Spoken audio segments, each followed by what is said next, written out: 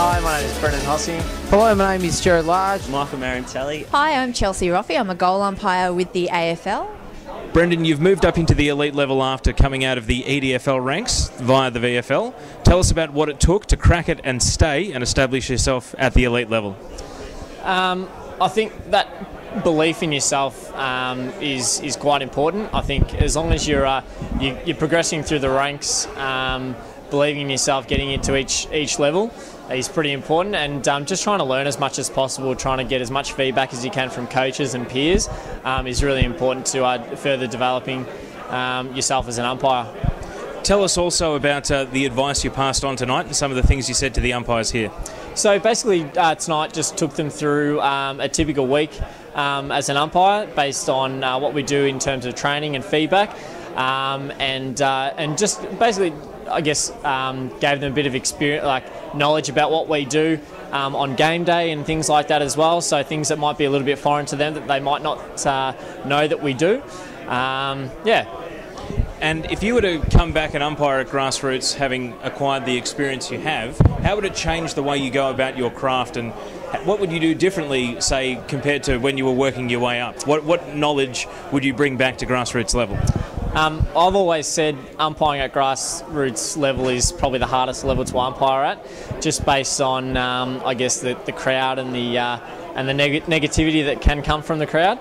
But I guess, you know, if I was to come back, just providing that sort of insight about what I've experienced up at the top level, and hopefully filtering that down through to the younger umpires would be pretty important. Tell us about how enjoyable your journey has been and why it's made umpiring worth it.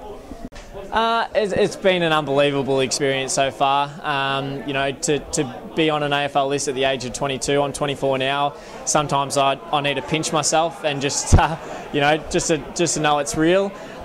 You know, but at the end of the day, a lot of hard work goes into it. So if you're prepared to work hard and you want to get to the top level, yeah, have a good go at it. 10 further back, and Mara and I will demonstrate what we start off with.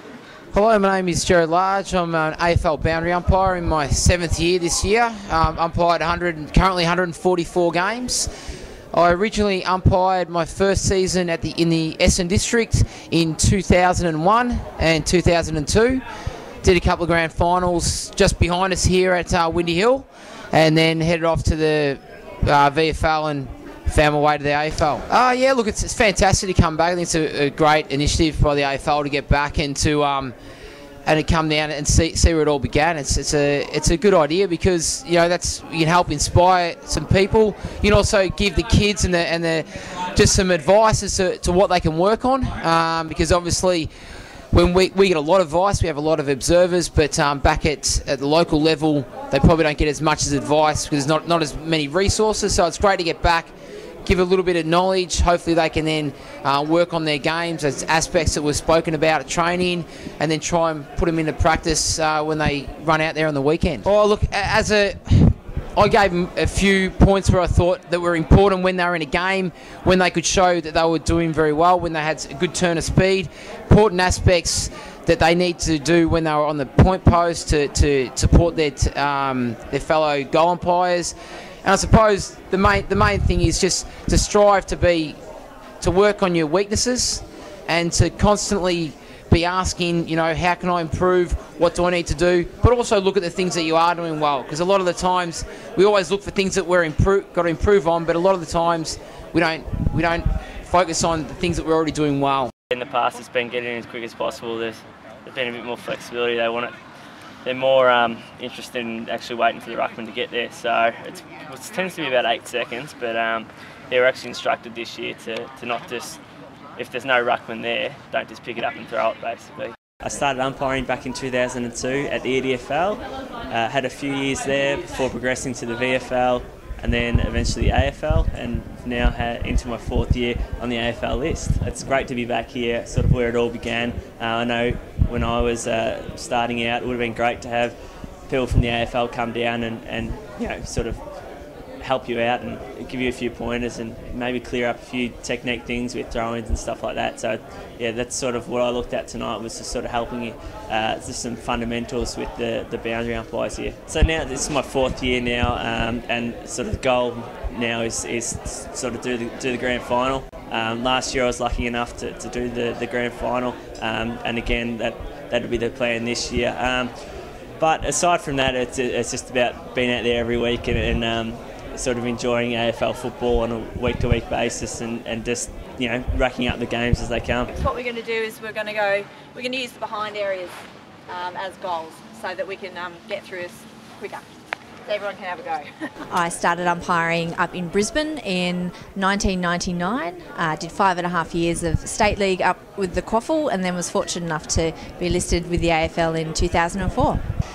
Look, it's a great opportunity to come out and not only talk specifically about the things around positioning and reading of the play, you know, straddling the line, when to stay behind the flight, but also I hope the message that a lot of the young people here were getting was that, you know, if you are aspiring to reach higher levels and maybe one day umpire in the AFL, then, you know, it's possible. And so by having that interaction, you know, I hope that they can see they can get there too. Look, I can remember growing up as a footy fanatic early in my life. For me, I started umpiring because it was a chance to be involved with the game. So having the opportunity to be up close to the players, even at grassroots level, was a huge thrill.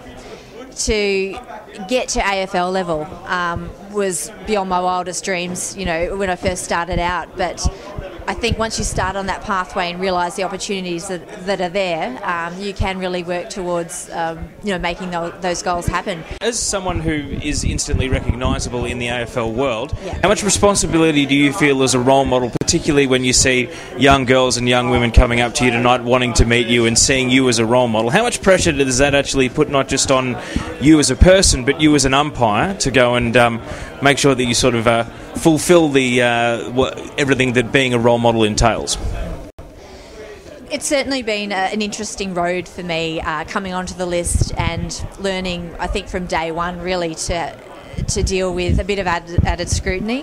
When I first got listed, I can remember having to do a press conference. You know, it was 2 months out from my very first game. So from that very first moment, you know, having to talk to media, having a little bit of a profile in footy, certainly the pressure was on. And for me, the most crucial thing has been being seen to be credible in my job. And so I guess using that pressure as such and making sure that I'm driven and motivated to be the best umpire I can by using it. So look, I think there have been times where I sort of think it's nice not to have that pressure, but now that I've been around a little while, I hope that I've learned how to deal with it. I hope that it's helped me to prepare for high pressure matches like finals. When I get out there, you know, I'm used to a bit of scrutiny, I'm used to a bit of extra pressure.